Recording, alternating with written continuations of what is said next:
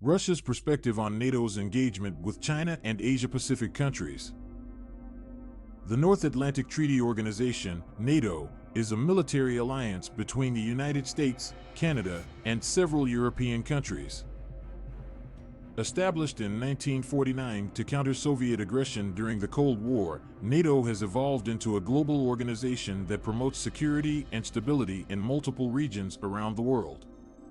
In recent years, NATO has expanded its efforts to engage with countries in the Asia-Pacific region, including China. This has raised concerns from Russia, which sees NATO's outreach as a threat to its interests in the region. In this article, we will explore Russia's perspective on NATO's engagement with China and Asia-Pacific countries. Russia, a former superpower, has a significant interest in maintaining its influence in the Asia-Pacific region. The country shares a border with China and has a long-standing partnership with other countries in the region, such as India and Vietnam. However, Russia's ambitions in Asia have been challenged by the rise of China as a dominant regional power. China's economic and military prowess, coupled with its assertiveness in territorial disputes with its neighbors, have forced countries in the region to seek closer ties with the United States and its allies.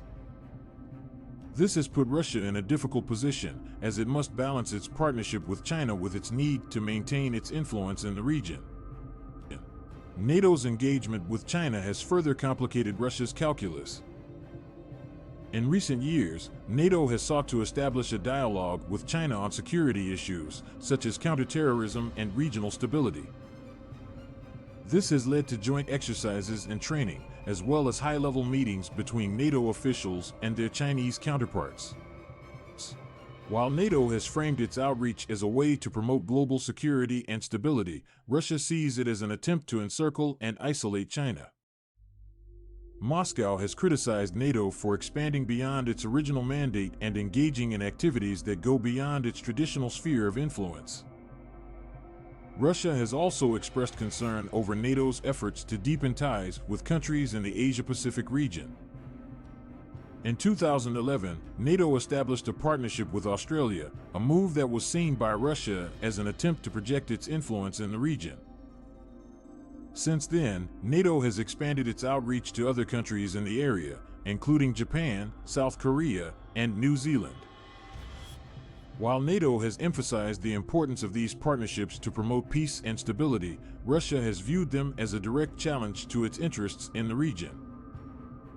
The growing military cooperation between the United States and its allies in the Asia-Pacific region has further fueled Russia's apprehension. The United States has been deploying more military assets to the region, including advanced weapons systems such as the THAAD missile defense system. This is seen by Russia as an attempt to contain China and limit its strategic options.